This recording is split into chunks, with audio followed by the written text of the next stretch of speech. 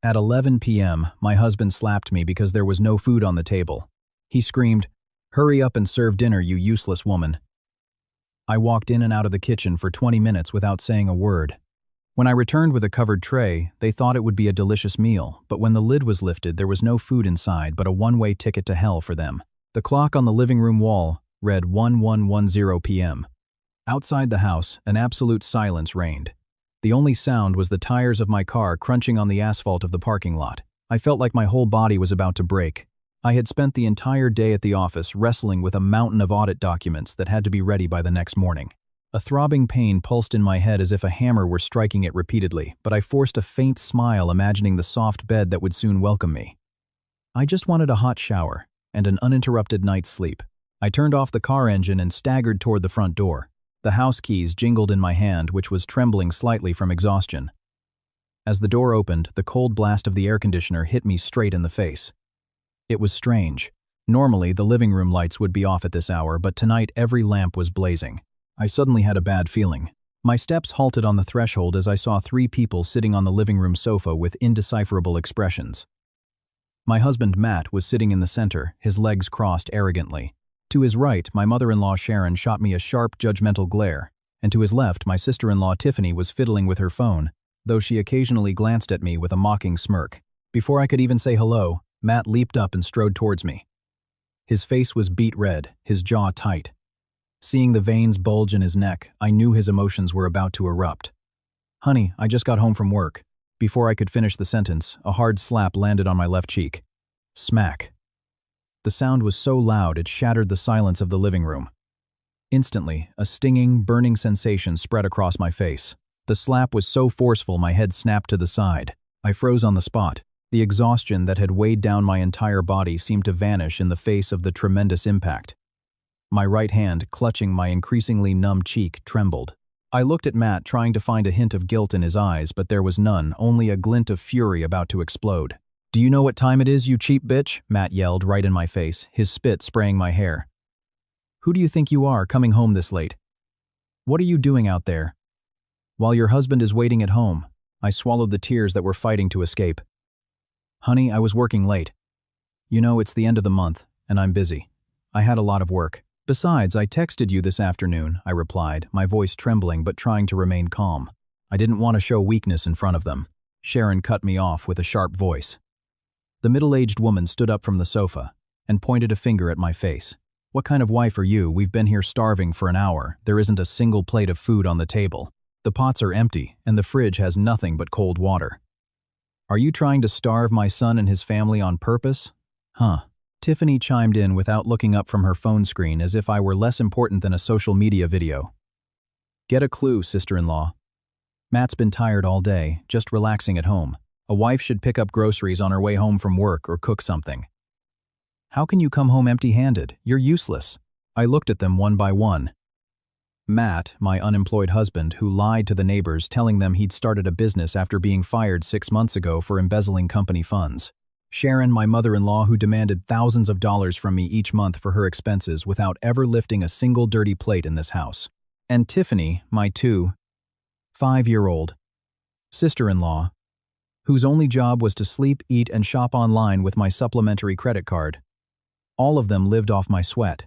All of them breathed under the roof of this house whose mortgage I paid every month. And now they were screaming at me because I came home late to make them dinner. "Go cook already, you useless woman," Matt shouted again. This time he shoved me hard by the shoulder, sending me stumbling backward into the shoe rack. "And don't you dare come out of that kitchen until there's a delicious meal on the table. And it better be good, or I'll throw the plates in your face."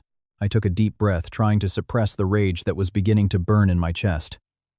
I wanted to scream, to vomit all the anger I had been holding in, to throw them out of my house right this second. But no, acting on impulse would ruin my plan. I needed to stay calm to exact my revenge in the most painful way for them. An elegant revenge they would never forget. I straightened up and fixed my disheveled hair. I looked Matt directly in the eyes. There was no longer a trace of fear or sadness in me, only a cold, empty gaze. "All right," I said, in a low but firm voice. "You're hungry. Wait 20 minutes. I'll prepare a special dish for you tonight. The one you deserve the most." Without waiting for their reply, I walked past Matt, ignoring Sharon's sneer and Tiffany's sarcastic laugh.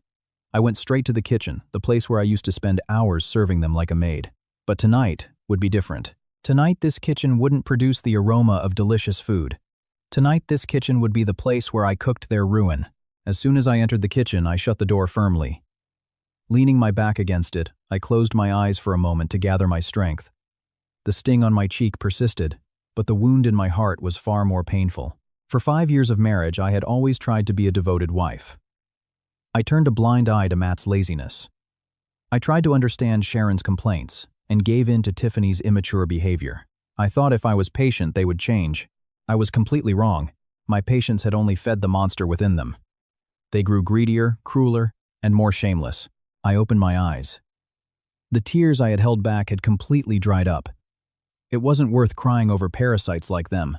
I went to a drawer in a corner of the kitchen, the place where I had kept important things I had been hiding. Enough is enough. This pathetic drama had to end tonight. I deliberately made noise, clattering a knife against the cutting board. Chop, chop, chop, chop. The rhythm filled the kitchen and seeped through the walls to the living room. I knew exactly what they were thinking out there. They were probably smiling smugly, thinking I had bent to their will again. They'd think that foolish wife was frantically chopping onions or meat to fill their demanding stomachs, scared to death. But on the kitchen counter, not a single ingredient was touched. The large chef's knife was just repeatedly hitting an empty cutting board. It was part of the show. I wanted them to feel on top of the world before I plunged them into the deepest abyss. While I continued making fake noises, my other hand was busy preparing the real dinner. I took out a large silver platter, one I normally used only for special family occasions. The platter gleamed under the kitchen light. On it, I didn't place plates of rice or side dishes. There was no pot roast, no mashed potatoes, no steak as they often demanded. Instead, I took a thick envelope from a secret drawer under the sink. An envelope I had been preparing for 3 months, waiting for the right moment. I opened the envelope and took out 3 important documents. First, the deed to this house. I had originally bought this house with my own savings, but Matt had insisted I put his name on it as a co-owner to feel respected as the head of the family. However, last month, after paying off the final mortgage payment with my year-end bonus, I secretly started the process of transferring the title completely into my name. The process was complex and costly, but fortunately I knew a trusted lawyer who could get it done quickly and without Matt finding out. This document was proof that every brick, every tile, and every inch of this property was mine. Second, the divorce petition. This document was already filed and stamped. It detailed the grounds for divorce, verbal abuse, the physical violence that had just occurred, thankfully recorded by the security camera I had installed in the living room a week ago, and financial abandonment. I was done supporting a man who only knew how to give orders. Third, a stack of bank statements as thick as a notebook. On them, I had highlighted with a bright fluorescent marker every single transaction that left my account to support their lifestyle. The payments for Matt's SUV, the monthly allowance Sharon used for her social club meetings, the charges on my supplementary credit card that Tiffany used to buy designer bags and shoes, and even the money for Matt's cigarettes and gas. It was all meticulously recorded. The grand total was astronomical enough to buy a small condo on the outskirts of the city. It was irrefutable proof that I was the head of this family, not Matt. I placed these 3 documents neatly on the platter, the deed in the center, the divorce petition on the left, and the bank statements on the right. Then I covered it with a gleaming silver dome lid. Perfect. At first glance, it looked like a fancy dinner from a 5-star restaurant. I glanced at my watch. Exactly 20 minutes had passed. It was time for the main event to begin. I lifted the platter with both hands. Its weight was nothing compared to the weight of the life I had been enduring, but it felt like the most beautiful burden I had ever carried. Taking a deep breath, and with an expressionless face, I kicked open the kitchen door. In the dining room, the 3 of them were already sitting meekly around the table. Their faces looked impatient. Silverware was already in their hands, ready to devour whatever meal I served. When they saw me emerge with the large covered platter, Sharon's eyes lit up. "That's more like it," Sharon said, readjusting herself in her seat with a sarcastic tone. A wife should be efficient, not just earning money but also prioritizing the stomachs of her husband and in-laws. Matt huffed his sullen face, still reflecting his earlier anger. "Took you long enough. I hope it's as good as the time we've waited. If it's gross, get ready to make it again." Tiffany even craned her neck. "What is it, Valerie? I can't smell anything from here." "You didn't just make some instant soup, did you?" I didn't say a word. I placed the platter in the center of the table slowly, with a majestic gesture. The sound of the platter touching the glass table silenced them for a moment. I stood tall at the head of the table, looking at them one by one, with a gaze that made even Matt feel a little intimidated. He probably sensed a drastic change in my aura. "Go ahead, help yourselves," I said briefly. "This is the best dish I can offer you tonight. Eat it all up." Impatient Matt reached out and roughly lifted the silver lid. The clatter of the lid hitting the table echoed loudly in the eerie silence that suddenly fell over the room. There was no hot steam, no smell of spices to whet the appetite. On the platter, there was only a pile of papers. Matt's eyes widened as he saw the papers. He squinted, trying to read the lettering on the top document. His face, once red with anger, turned pale as he recognized the logo and title at the top of the paper. What is all this?" His voice trembled, not with anger but with confusion and a dawning panic. Sharon, with her reading glasses, snatched the thickest stack of papers. "Where's the food? Why are you giving us newspapers? Have you gone crazy, Valerie?" But when she saw the figures highlighted in fluorescent marker on the bank statements, her eyes bulged. What is this?" Tiffany, who grasped the situation faster, grabbed the divorce petition, glanced at it, and looked at me with her mouth agape. "Matt, she wants a divorce," she shrieked. The atmosphere exploded.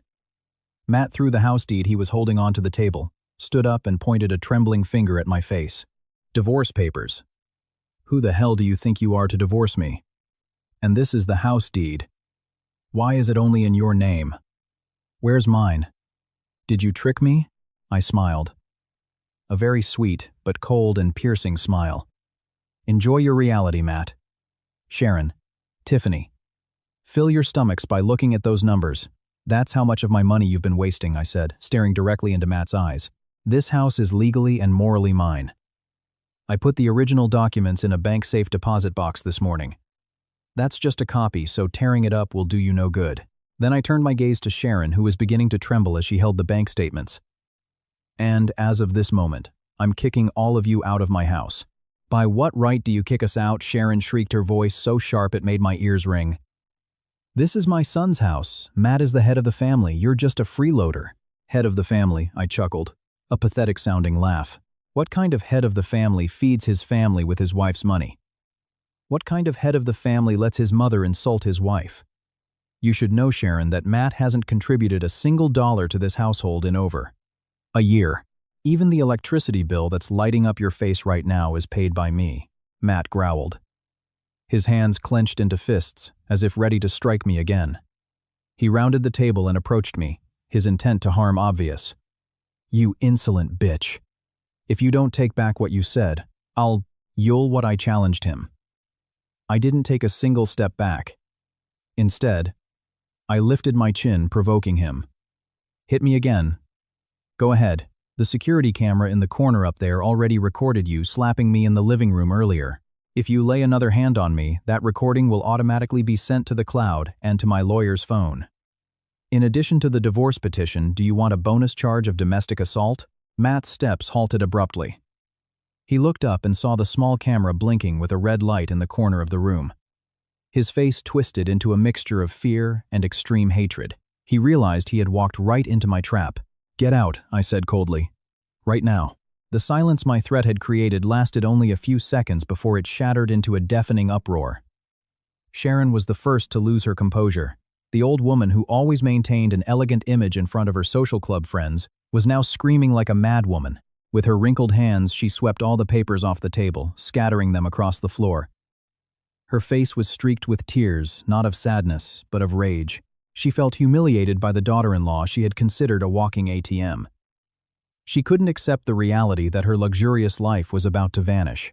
Sharon pounded the table repeatedly with her palms, her voice cracking as she accused me of being a first-class con artist. She claimed I had manipulated Matt, used some kind of black magic, or stolen his assets while he wasn't looking. The accusations were ridiculous. How could I con Matt when he had no assets to begin with? From the spoons and forks in this house to the car in the garage, everything was bought with my hard work. But logic no longer seemed to work for them, mired in the panic of losing their meal ticket. Matt, who had been momentarily cowed by the camera threat, now started pacing the dining room like a caged beast. He ran his hands through his hair in frustration, his eyes darting around the room as if searching for an escape. He picked up the copy of the house deed from the floor, crumpled it into a ball and threw it at me. The paper ball hit my shoulder harmlessly and bounced off, but it showed just how powerless he felt. He realized he had no legal ground to stand on. The documents were real, the proof of transfers was clear, and he knew damn well he'd been living off my money. The immature Tiffany reacted differently, but just as irritatingly. Instead of screaming or throwing a tantrum, she clutched the designer handbag she had just bought last week with my credit card, of course, and started sobbing hysterically. She clung to her brother, begging him to do something. She was terrified of being homeless, of not being able to show off on social media anymore, of her friends finding out she wasn't actually rich. Her sobs gave me a headache, but at the same time they brought me a strange satisfaction. Finally, the little girl was afraid for her future, the same fear that had always tormented me whenever I saw the credit card bills inflated by her spending. I let them vent for a few minutes. I stood at the end of the table with my arms crossed, enjoying the spectacle of a family of parasites crumbling. When I felt it was enough, I walked to a corner of the room. There, hidden behind the long window curtains, I had stashed something. I pulled out 3 large black trash bags stuffed to the brim. They were industrial-sized bags. I dragged them to the center of the room. The sound of plastic scraping against the tile floor made them turn their heads. With all my strength, I threw the bags at them one by one. Thump, thump, thump. The 3 large bags landed right at their feet. Matt jumped back in fright. Sharon stopped screaming, and Tiffany momentarily stopped crying. They stared at the trash bags with confused expressions. A faint smell of mothballs and dust wafted from them. "That's your stuff," I said, in a flat, emotionless voice. "I already packed it all this afternoon while you were at the mall." I threw in the clothes, pants, shoes, and personal items I thought were important. The rest of the things, the ones I consider trash or things I bought with my money that you don't deserve to take, I've already thrown in the dumpster out front or set aside to sell secondhand. No need to go up to your rooms to pack. Your rooms are already locked and I've thrown away the keys. You no longer have access to any part of this house except this dining room and the front door." Tiffany shrieked and immediately tore open one of the plastic bags. The contents spilled out. Wrinkled clothes shoved in haphazardly, a pair of shoes stacked without a box, cosmetics scattered without a case. She cried even harder, seeing her collection of expensive clothes treated like kitchen garbage. She protested that folding them like that would ruin them, but I didn't care.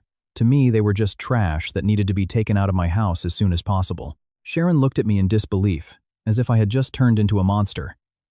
She clutched her chest and pretended to have a heart attack. She gasped for air, hoping I would soften and call off the eviction. In the past, this trick always worked. Whenever I got angry, she would feign illness and I would immediately apologize and care for her. But this time, I just looked at her coldly.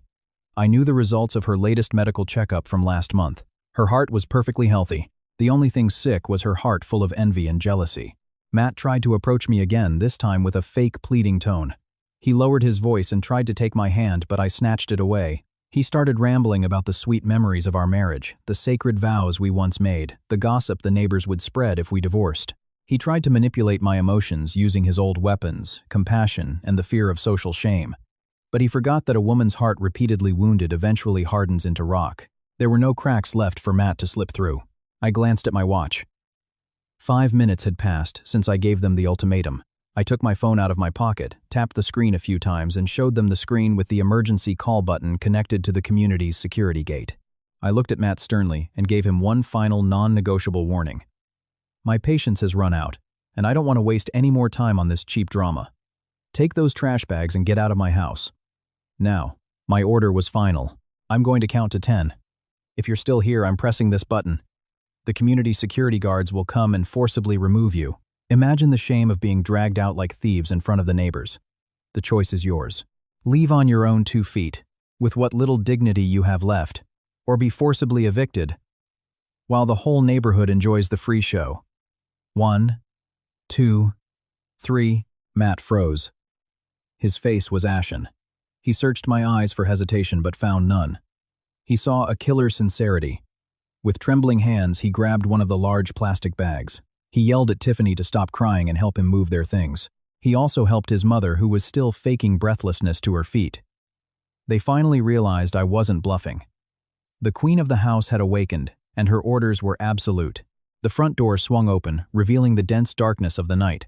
A strong wind blew in, carrying with it raindrops that were beginning to fall heavily. Nature, as if supporting my plan to cleanse this house of filth unleashed a sudden storm the moment they stepped out. In the distance, a clap of thunder rumbled as if marking the rhythm of my heart, which was pounding with adrenaline. I stood on the threshold to make sure they really left with the trash bags containing their meager possessions. Matt went first, a large black plastic bag slung over his shoulder. He looked like a defeated man, a far cry from the arrogant husband who had slapped me. His shirt was soaked from the splashing rain, his hair was limp, and his face was bowed to hide his rage and shame.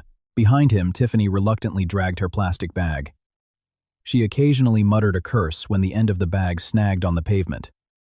Sharon walked unsteadily, carrying nothing. She tried to maintain what little dignity she had left by walking with her chin held high even as her body began to shiver from the night wind. The moment Sharon's last foot crossed the threshold, I slammed the heavy wooden door shut.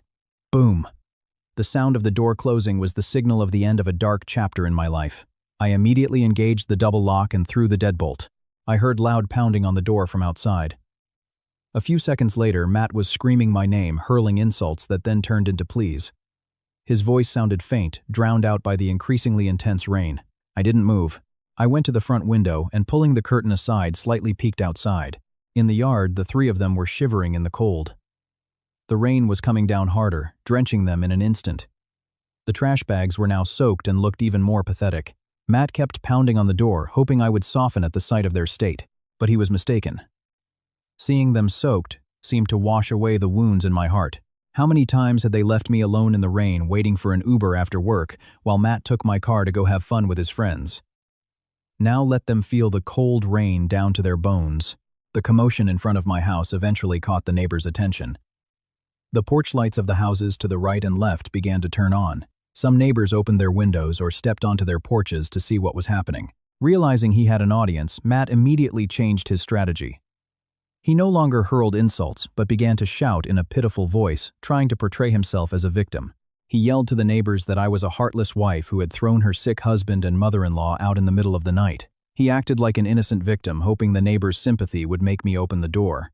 Help us please, my wife has gone crazy, my mother has a heart condition, don't let us die out here," Matt cried, pointing at the front door. Sharon, with her strong, dramatic instinct, immediately collapsed onto the wet porch floor and pretended to faint.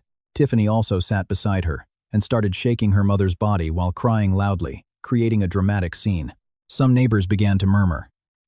I saw the HOA president, who lived 3 houses down, approaching with an umbrella. I knew I couldn't let Matt distort the facts. I grabbed my phone and called the community security gate. After 2 rings, I heard the deep voice of the head of security, Mr. Evans. I asked Mr. Evans and his team to come to my house immediately because there was a disturbance disrupting public order.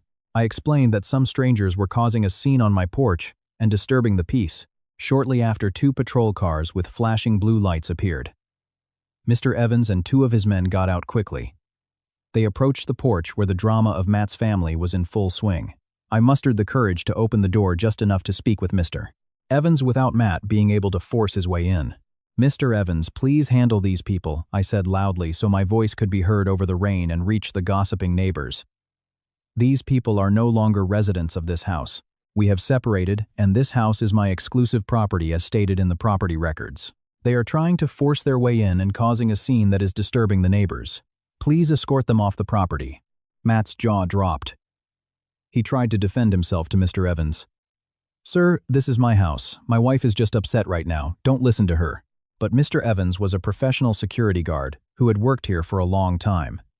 He knew perfectly well who paid the monthly community fees and utility bills on time. It was me, not Matt. He had also seen Matt come home drunk many times or bring friends over and throw loud parties that drew complaints from the neighbors. Mr. Evans's sympathy was clearly not with Matt. "I'm sorry, Mr. Matthews. Mrs. Valerie is the legal owner of this home, and she has requested that you leave. Please do not disturb the other residents at this hour, Mr. Evans said firmly, taking Matt by the arm. "We will escort you to the main gate." Matt tried to resist, but the strength of the 2 burly security guards was far greater. Sharon, who had been pretending to be unconscious, suddenly regained consciousness and stood up, afraid the guards would forcibly remove her. They were escorted out of the yard like prisoners. Matt's face was now red with shame from being the spectacle for the neighbors who looked on with contempt. His performance as an aggrieved husband had completely failed. When they reached the street gate, Matt suddenly stopped as if he remembered something. He turned around and shouted at me, still standing on the threshold. "The car keys." "Where are the car keys?" "My wallet and the car keys are still inside." "Throw me the keys, at least let me take the car." I smirked and slowly shook my head.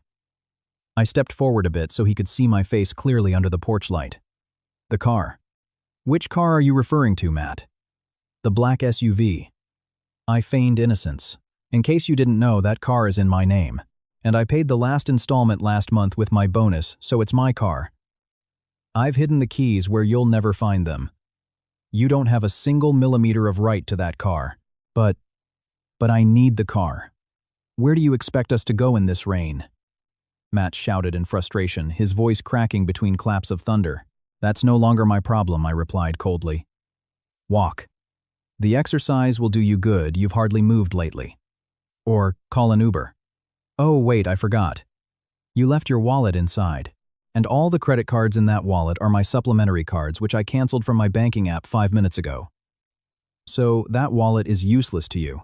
Matt was speechless. His face was ashen. He realized how perfectly his ruin had been orchestrated.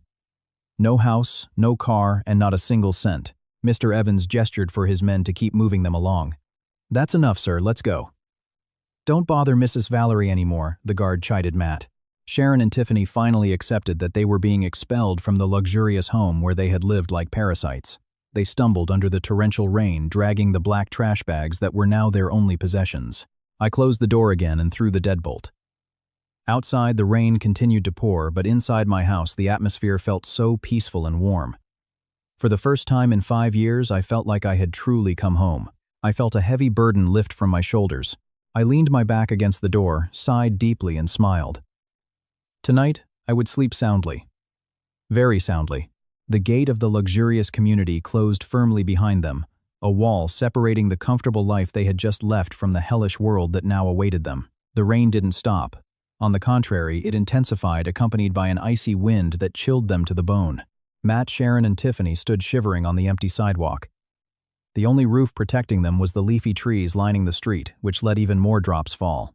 They looked like sewer rats swept away by the current, wet, dirty, and miserable.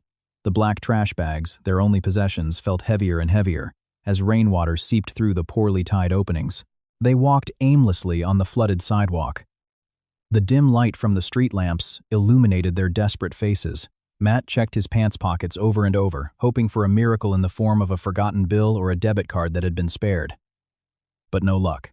His pockets were empty.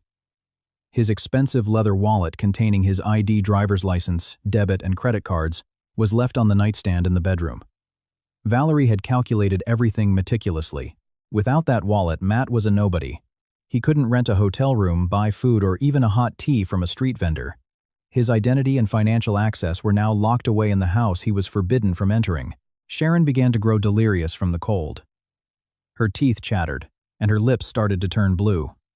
The woman who always maintained an impeccable appearance with thick makeup now looked old and frail. The remnants of makeup streaked by the rain had left black smudges under her eyes, giving her a grotesque appearance. In a cracked voice barely audible over the rain, she blamed Matt. She cursed her son's stupidity for not being able to control his wife. According to Sharon's twisted logic, this all happened not because they had oppressed Valerie for years, but because Matt hadn't been strict enough with her. Tiffany limped behind them. One of the heels of her expensive high-heeled shoes had broken when she stepped into a pothole. Now she had no choice but to hobble, carrying the useless, expensive shoes in her hand. They finally found a strip mall with an awning wide enough to shelter them from the rain, though the store was closed.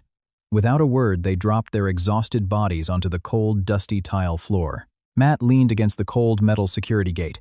His stomach growled loudly. Hunger began to attack cruelly. The last time they had eaten was at lunch, and tonight they had been expecting the feast Valerie had prepared. Ironically, they had received an unforgettable dinner.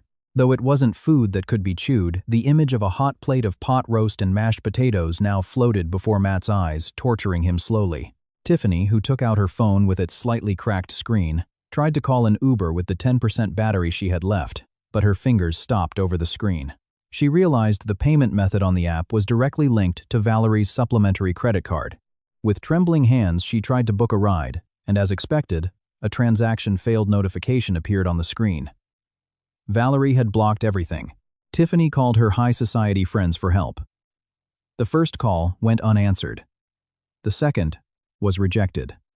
The third call was answered by a friend, Sasha. But as soon as Tiffany told her she'd been kicked out and needed to borrow money, Sasha made an excuse about having a bad signal and hung up. Frustrated, Tiffany threw her phone on the ground, hugged her knees, and cried bitterly. That night was terribly long and painful. They couldn't sleep a wink. Mosquitoes started biting their damp skin. Every now and then, a passing car would startle them. Each time a luxury car drove by, Matt's heart sank. He remembered his black SUV now resting comfortably in Valerie's garage. In the silence of the night as dawn approached, Sharon moaned, clutching her stomach, which was cramping from indigestion and hunger. There was no medicine, no blankets, no hot water. Matt could only look at his mother with an empty gaze. Guilt started to creep in, but his enormous ego quickly pushed it away, replacing it with hatred for Valerie. He swore he would get revenge as soon as the sun came up. The morning brought a bright sun, but it didn't warm their hearts. Their bodies were stiff and sore in every joint. A musty smell emanated from their dry clothes. Passers-by looked at them with disgust, thinking they were the area's new homeless people. A shopkeeper coming to open his store shooed them away, throwing a bucket of water at their feet to make them move. With what little dignity they had left, they moved their things to a park bench not far away. As they sat on the park bench, enduring the growing hunger, Tiffany distractedly opened her social media with the little data she had left. Her eyes widened as she saw an Instagram story from Valerie that had just been posted 15 minutes ago. Tiffany showed the phone screen to Matt and Sharon. On the screen, with the background of a clean, elegant apartment dining table, was a photo of a bowl of special chicken noodle soup with abundant ingredients and a cup of hot tea. In the corner of the photo was a small caption. "The best breakfast is a parasite-free breakfast. A blessing to be grateful for." Seeing the photo, Matt's stomach churned violently, not just from hunger but from the envy and rage exploding in his chest. While they were suffering on the street like trash, Valerie was enjoying her life. The reality without his wife's wallet was terrible. The world was no longer kind, and they were nothing but worthless dust. Matt decided he couldn't give up like this. He still had a job. Yes, he was still the marketing team lead at an office supply distribution company, though his position wasn't very important and his salary was tight, often squandered on small online bets he made behind Valerie's back. He thought that if he could get to the office, he could ask for a salary advance or borrow money from a colleague to at least get a cheap room for his mother and sister. He had to save the last shred of prestige he had left as a man. He left Sharon and Tiffany at the park, promising to return at lunchtime with money and food. Adventurously, Matt walked the 2 miles to his office.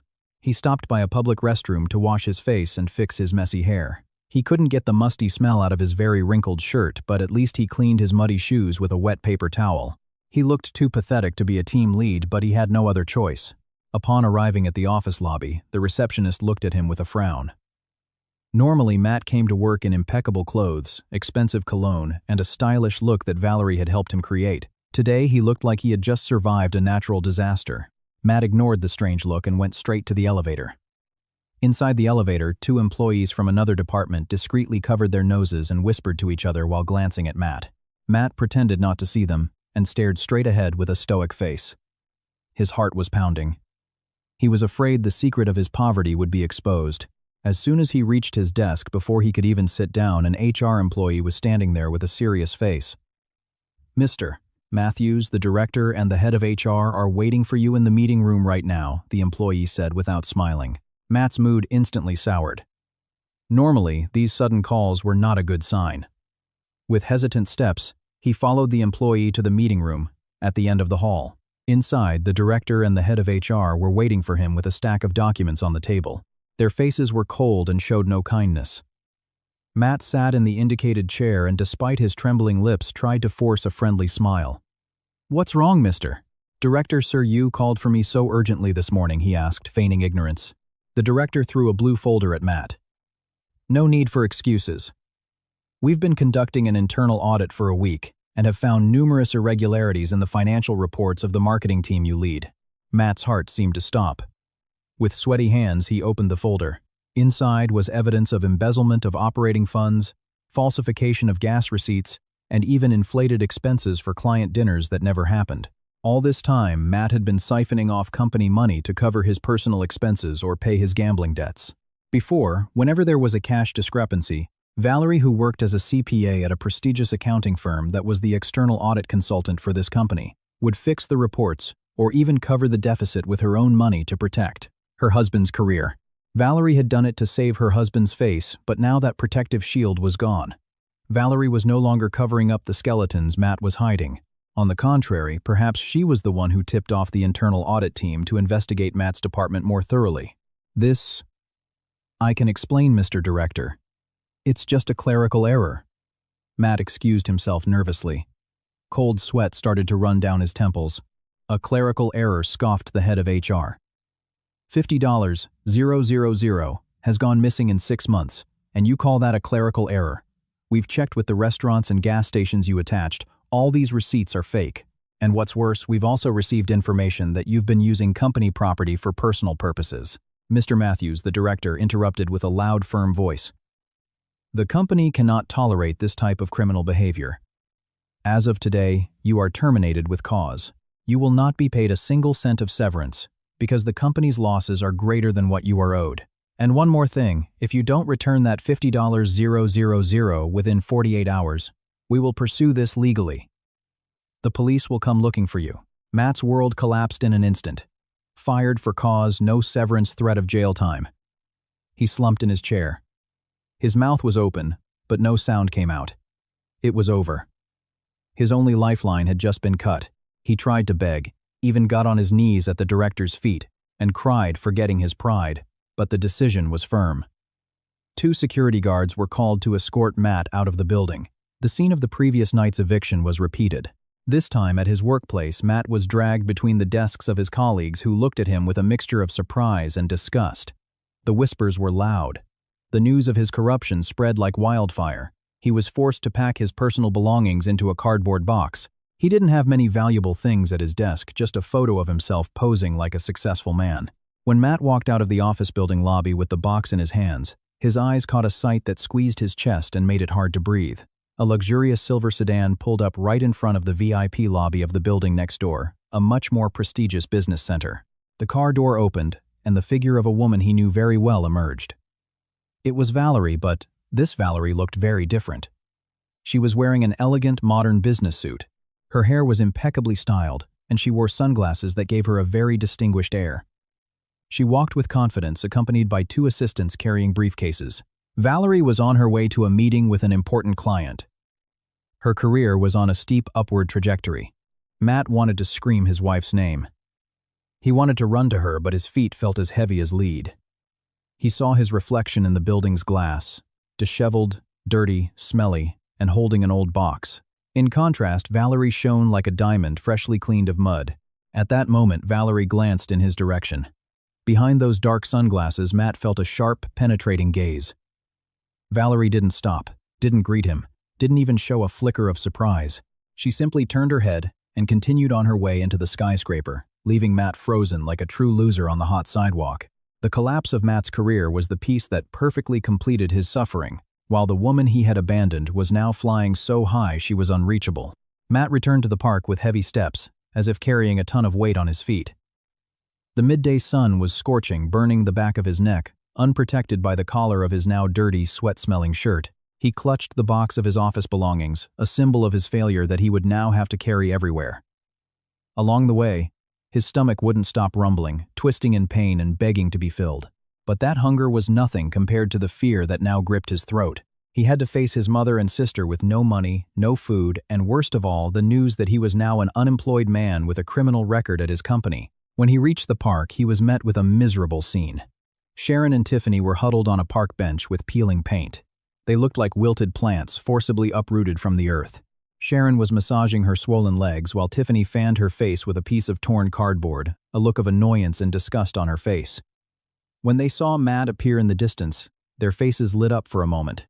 The hope of a sandwich and fresh water shone clearly in their eyes. Tiffany even forgot the pain in her legs and stood up to greet her brother, holding out her hands as if asking for her share. But that hope vanished when Matt arrived and dropped the box he was carrying onto the ground with a dull, miserable thud. Matt didn't dare look them in the eyes. He lowered his head and stared at his once shiny shoes now covered in street dust. In a choked voice, Matt confessed everything. He told them about his firing, the company audit, that revealed his misdeeds, the threat of jail time if he didn't return the money, and the fact that he hadn't received a single cent of severance. For a moment, a deathly silence fell over the three of them, a stark contrast to the noisy traffic on the road behind the park. And then, the crying and rage erupted. Sharon screamed hysterically, not caring about the people passing by. She beat Matt's arm with what little strength she had left, blaming her pride and joy for being so careless and stupid. She lamented her fate having to be homeless at her age, comparing her life to that of her social club friends who at that hour were probably napping in an air-conditioned room. A torrent of unfiltered insults poured from Sharon's mouth. The same harsh words she used to direct at Valerie were now vomited entirely onto Matt. Tiffany was no less cruel. She kicked the box of Matt's things, spilling the contents. She insulted her brother, calling him a useless man who only brought trouble to the family. In this desperate situation, the mask of a united family they had so often boasted about to Valerie completely crumbled.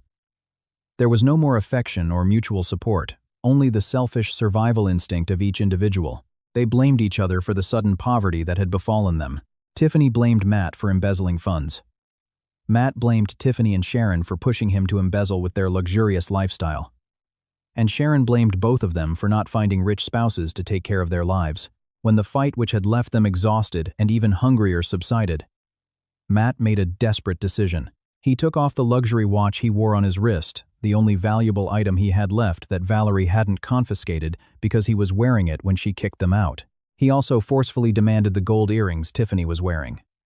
Although Tiffany resisted and screamed, Matt and Sharon forced her using the excuse that it was to buy food and rent a cheap room. Finally, with a face full of anger and resentment, Tiffany handed over the earrings. Matt went to a pawn shop some distance from the park and sold the watch and earrings to a street buyer. Since he didn't have the certificate of authenticity and needed the money urgently, the items were sold for a price far below their original value. Matt had no choice but to accept an amount of cash sufficient for a few simple meals for a few days and to rent a cramped room in a dirty neighborhood for a week. That afternoon, they rented a room by the day in a narrow, muddy alley that smelled of sewage. The room was tiny, barely fitting a thin foam mattress that sagged in the middle. The walls were damp and moldy, and there were no windows, just a small vent above the door. The bathroom was outside and shared with other tenants who eyed them suspiciously. For Sharon and Tiffany, accustomed to Valerie's fragrant and clean luxury home, this place was hell. Sharon constantly complained about the musty smell, the cockroaches, the hot air with only a small dusty fan. That night they had cheap takeout for dinner. The atmosphere was grim without conversation. They ate greedily because they were hungry, but their faces were filled with mutual hatred. After dinner, Matt tucked the remaining money from the sale of the watch and earrings under his pillow, intending to keep it safe. He planned to use that money as capital to look for odd jobs the next day. Physical and mental exhaustion caused Matt and Sharon to fall asleep quickly on the thin mattress, snoring. However, Tiffany did not sleep. Her eyes stared at the ceiling full of cobwebs. Her thoughts were a whirlwind. She looked with disgust at her mother and brother, who were sleeping with their mouths open. She felt she didn't deserve to be in this filthy place. She thought she was still young, beautiful, and deserved to live comfortably. She hated Matt for not being a support, and felt the burden of having to care for her mother, who was beginning to get sick from the stress. A demonic whisper began to infiltrate her mind. If she stayed with them, the money would be gone in a week, and they would starve together. But if she took the money for herself, maybe she could run away to another city, find an old friend or another man to leech off of. Slowly, with very careful movements, so as not to make the mattress creak, Tiffany slid her hand under Matt's pillow. Her heart pounded. She felt the envelope with the money and slowly pulled it out. Matt shifted slightly in his sleep and Tiffany froze in fear. But Matt just changed his position and started snoring again. Tiffany managed to get the envelope. She immediately put it in her purse and quietly packed her clothes into the black plastic bag. Without a second glance at her mother and brother who had betrayed her, Tiffany slipped out of the room and disappeared into the darkness of the narrow alley, taking the family's only hope of survival with her. The next morning, Matt's scream shattered the silence of that dirty alley. He woke up to find nothing under his pillow. The money was gone. He looked around. Tiffany and her things were also gone. Sharon was startled awake by Matt's scream. When Matt told her that Tiffany had run off with all their money, Sharon at first didn't believe it. She refused, saying her darling daughter couldn't be so cruel. But the truth was obvious. The door wasn't forced and there were no signs of a break-in. It was clearly someone from inside. Sharon burst into tears. This time her crying was truly heartbroken. She screamed Tiffany's name, the daughter she had always spoiled. the daughter who now abandoned her like trash to save herself. Matt, his emotions on edge, flew into a rage. He punched the damp wall of the room, bloodying his hand. He cursed Tiffany with harsh words. The pain of being betrayed by his own blood was far more painful than being kicked out by his wife. At least Valerie had a clear reason to hate them. But Tiffany was one of them. Now one parasite was eating another. Their ruin became even more complete when the landlord came knocking. He was angry because the early morning commotion was disturbing the other tenants. Seeing Matt out of his mind, the landlord got scared and kicked them out immediately. The week's rent had been stolen by Tiffany, and it turned out Matt hadn't paid it in full yet, only giving a deposit the night before. They were kicked out again. This time, they had absolutely nothing left. Absolute zero. Sharon walked unsteadily with a lost look in her eyes. The severe shock of her daughter's betrayal caused her health to deteriorate drastically.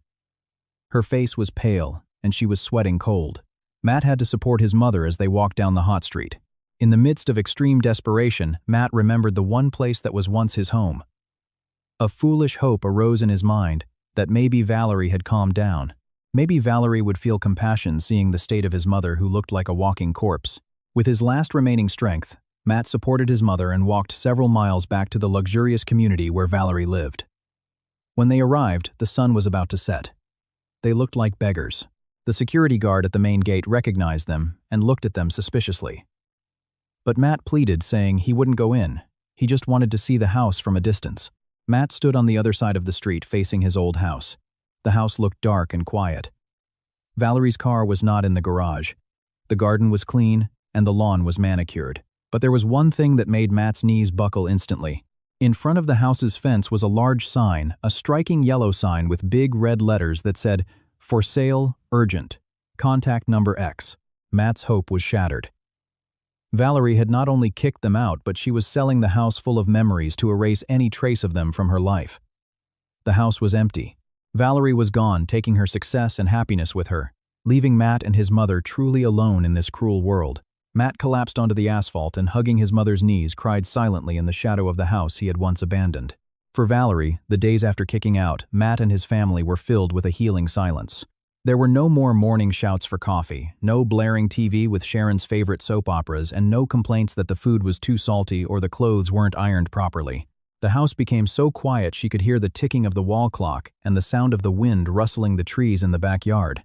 At first, the silence felt strange, but it slowly became a comforting blanket she had missed for the past 5 years.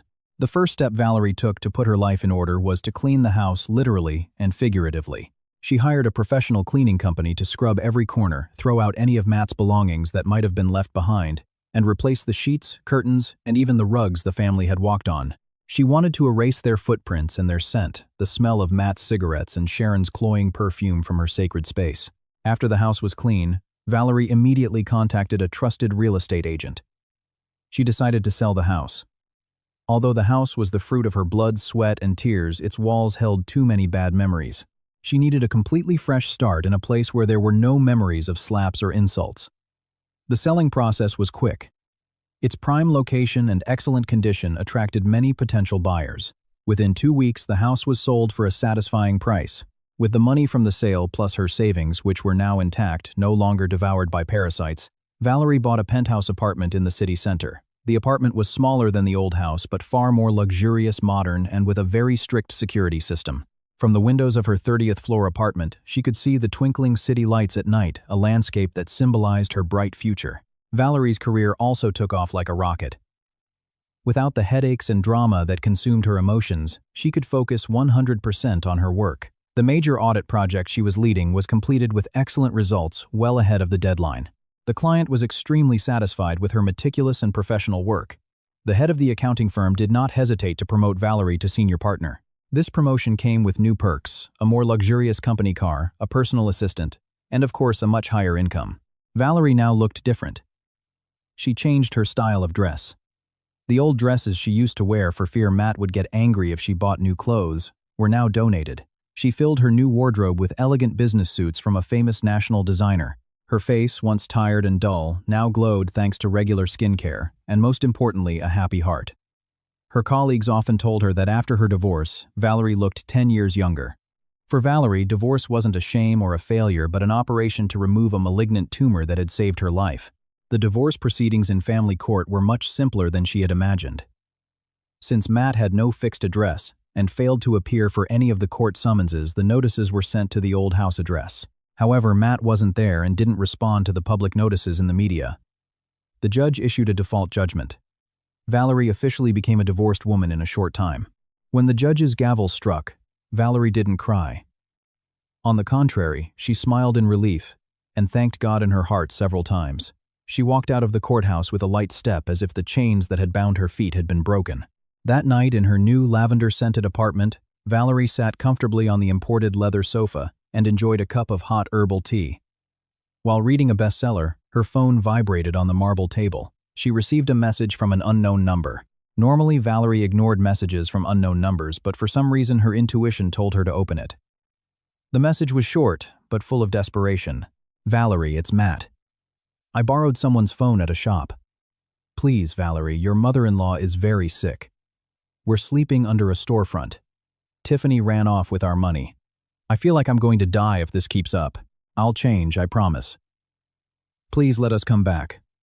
Do you still have any love left for me?" Valerie read the message with an expressionless face. She felt no compassion, no urge to help. The only thing she felt was disgust and a slight irritation at having her peace disturbed. She remembered the time Matt left her alone at home with a high fever to go fishing with his friends. She remembered the time Sharon threw her food in the trash just because the seasoning was too mild. She remembered Matt's last slap. Love. That love had been murdered several times over by their actions. Valerie slowly set down her teacup. She didn't reply with angry words or wise advice. Matt no longer deserved her emotional energy. To Valerie, Matt was a closed past, a book that had been shut and burned. With firm fingers, Valerie pressed the block button for that number and then deleted the message from her inbox so there would be no digital trash to dirty her phone. She stood up and walked to the large window overlooking the city skyline at night. She saw the thousands of lights twinkling below. She imagined that in some dark corner of that city, Matt might be crying, lamenting his fate. But that was no longer Valerie's concern. Every adult is responsible for their own choices in life. Matt chose to be a lazy oppressor when he had everything, so now he had to face the consequences of being a loser when he had lost it all. Valerie took a deep breath, inhaling the fresh air of freedom. She felt whole, complete, and strong. She realized she didn't need a man to be happy. Happiness was within herself in her ability to stand on her own 2 feet, in her quiet life of faith, and in the legitimate income she earned. That night, Valerie slept very soundly in her plush king-sized bed, wrapped in a soft silk comforter. There were no more nightmares, no fear of tomorrow. She knew that the morning sun would rise brighter, illuminating the path of her new life clean of parasites, the path to true happiness that she herself had created. She had managed to turn pain into strength, and her best revenge was becoming so successful and happy that the existence of her betrayers no longer mattered. Time passed cruelly for those unprepared for life's hardships. 6 months had passed since the night of the eviction. But for Matt, it felt like 6 centuries filled with suffering. He now lived in a miserable room in a densely populated area on the outskirts of the city, with very poor sanitary conditions. The walls of his room were made of thin, rotting plywood, eaten away by termites. The roof leaked everywhere and the floor was just cold, rough cement. There was no soft mattress. An old mat was his bed each night. The pungent smell of sewers and the noise of neighbors frequently fighting was the daily routine they had to swallow. Sharon's condition worsened drastically after Tiffany ran off with their money. The severe shock and mental pressure caused her health to collapse completely. The woman who once held her chin high and always acted arrogantly now just lay helplessly on the mat. She had suffered a mild stroke that paralyzed the right side of her body. Her mouth was slightly twisted, and her speech was slurred and difficult to understand. There were no more consultations with expensive doctors or patented medicines. Matt could only afford generic drugs from the store or cheap medicinal herbs he prepared himself. Every night, Sharon would just moan and stare at the cobweb-filled ceiling with an empty gaze, perhaps regretting her past arrogance, or perhaps still blaming her adverse fate. To make a living, Matt had to cast aside his pride as a former team lead. He worked as a porter at a traditional market 2 miles from his room. Every morning at 3 a.m., when Valerie was probably praying quietly in her luxurious apartment, Matt already had to get up and walk to the market, fighting off sleep. There he carried 100-pound sacks of rice, baskets of vegetables, and crates of fruit, His back, which once only leaned against a soft ergonomic chair, was now full of sores and hunched from the weight of the load. His once well-cared-for skin was now sunburnt, rough, and covered in grime. His once soft hands were now calloused and often injured by wires or wooden boxes. One hot afternoon, the market was suddenly thrown into chaos. As Matt had just unloaded a 100-pound sack of onions from a truck, he heard loud screams coming from the area with jewelry and clothing stores. A market guard's whistle mixed with the shouts of people yelling, "Thief!" At first, Matt didn't care. Crime was common in this market. He just wanted to finish his work, collect his meager wages, and buy food for his hungry mother at home. He wiped the sweat from his forehead with the sleeve of his dirty shirt and tried to move away from the crowd to avoid trouble. However, his steps halted when he heard a woman's scream that sounded familiar. The sound was high-pitched and shrill, full of fear and desperation. Curious, Matt mustered the courage to climb onto a dumpster to see the center of the crowd that was delivering mob justice. His heart stopped when he saw the person being dragged by the hair. It was Tiffany, his sister. The girl who once dressed in designer clothes now looked so miserable. Her once long, well-kept hair was now messy and chopped unevenly. Her face was gaunt, her cheekbones sharp, and she had a blue bruise on her temple. Her clothes were tattered and dirty. Tiffany was caught red-handed trying to steal a lady's purse while she was shopping for jewelry. The enraged crowd almost lynched her if it hadn't been for the market police who came to stop them. Matt froze on the spot. His legs trembled violently. He wanted to run and help his sister. He wanted to scream that she was his family, but shame and fear stopped him. What could he do? He was just a poor porter, with no power. If he intervened, maybe the angry crowd would beat him too. He watched as Tiffany was handcuffed and put into a police car. Tiffany cried hysterically, calling for her mother, calling for Matt, but her voice was drowned out by the jeers of the market people. Tears streamed down Matt's dirty cheeks. He witnessed the total ruin of his family right before his eyes. Tiffany, who had run off with the money that was their hope for survival for a momentary pleasure, ended up as a captured street thief. The illicit money Tiffany had stolen had probably vanished without a trace, either scammed away or squandered on a lifestyle she couldn't maintain. Matt covered his face with his hands, feeling like a complete failure as a brother and a son. He hid behind a pile of rotten boxes and waited for the police car to take his sister to jail. With a broken heart, Matt went back to his room early. He couldn't work anymore that day. Tiffany's terrified face haunted him. He stumbled through the narrow alley to his home, but the suffering of that day was not yet over. When he reached the door of his room, he saw their belongings, the mat, the old pillow, the small kerosene stove, and a few items of clothing scattered on the ground in front of the door. A burly man with tattoos on his arms stood in front of the door with his arms crossed. It was the landlord. His face was sullen, and he had a thick mustache.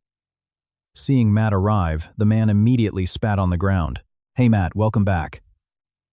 Grab your mother who smells like dirt and your junk and get out of here now," the man shouted brusquely. Matt, shocked, pleaded. "Sir, please, sir, give me one more week. I can pay you a little with today's wages." "Bah, just excuses," the man interrupted. "You're already 3 months behind. I've had enough patience. Your mother groans loudly every day and scares the other tenants. And she stinks. I'm renting this room to someone else who has money. Get out quickly or I'll call the neighbors to throw you out." Matt tried to enter the room to see his mother, but the man blocked him. On the narrow porch, Sharon was already sitting in an old plastic chair at the edge of the alley. She looked confused. Drool trickled from the corner of her mouth. Her eyes trembled with fear as she saw people staring at her. Matt felt an extreme tightness in his chest, as if a large stone was crushing his lungs. "Sir, please, my mother is sick." "Where is your conscience?" Matt pleaded, prostrating himself at the landlord's feet and crying bitterly.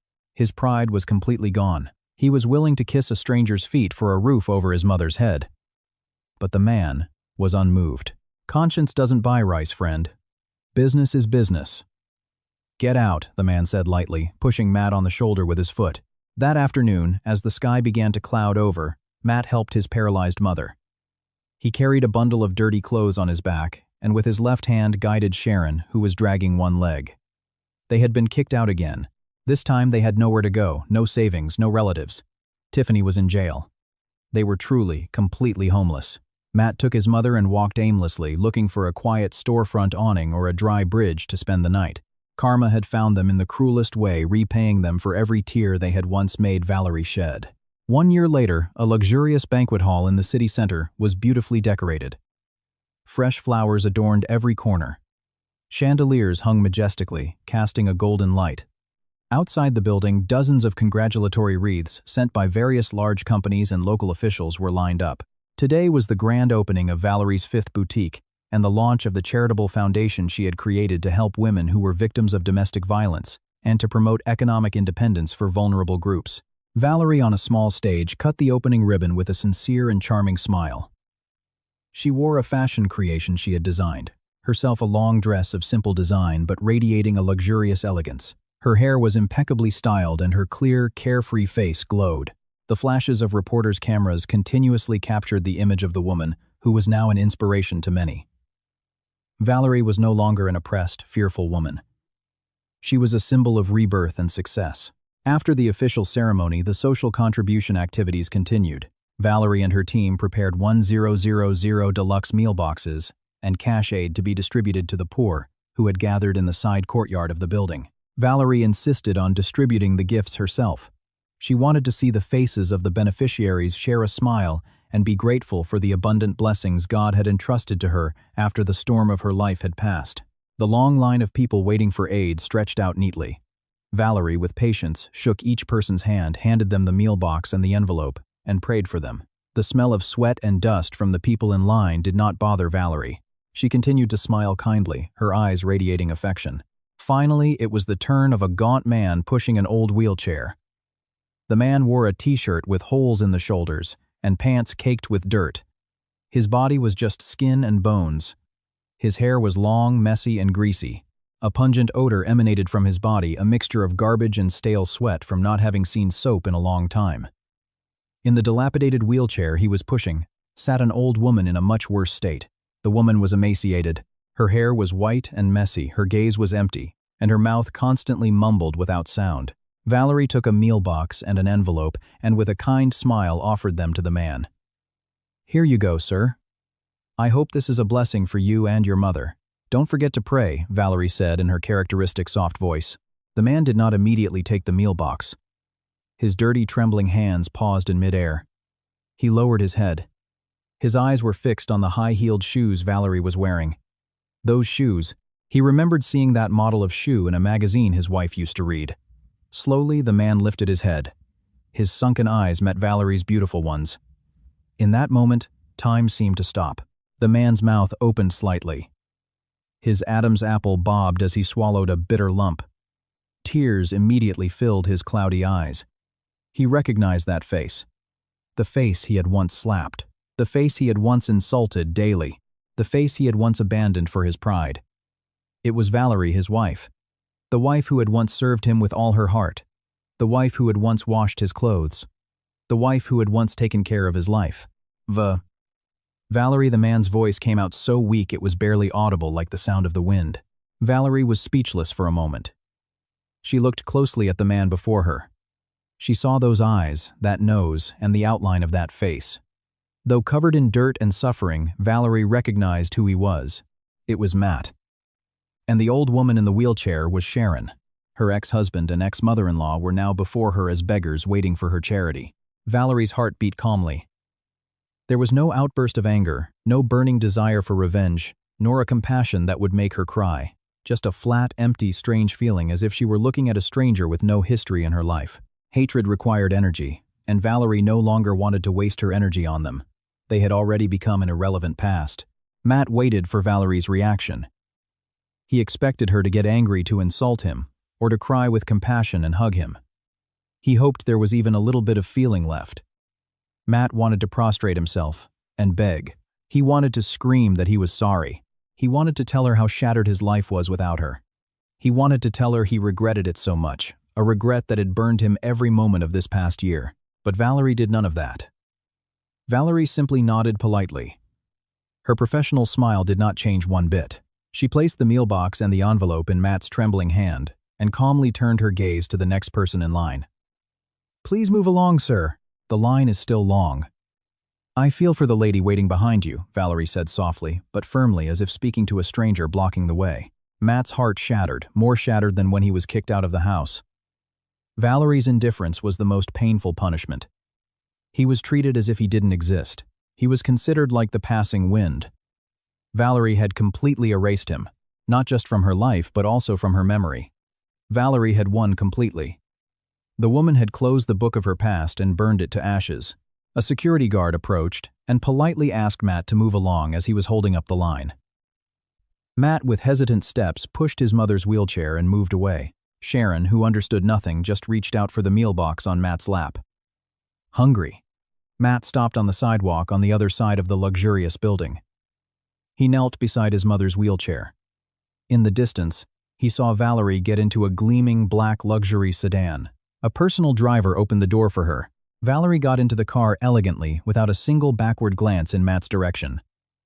The car moved slowly, leaving a faint trail of smoke carrying Valerie away to her glamorous life full of happiness. Matt, with trembling hands, opened the meal box. Inside was white rice, braised ribs, grilled chicken, and fresh vegetables. It was the most luxurious meal he had seen in a year.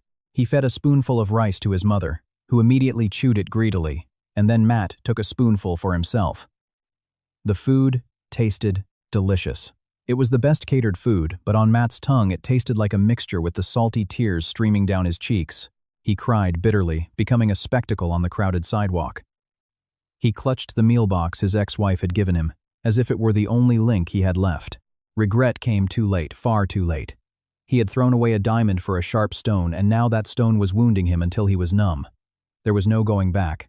The door of forgiveness was closed. Not because it was locked, but because the owner of the house had moved to a much more beautiful palace.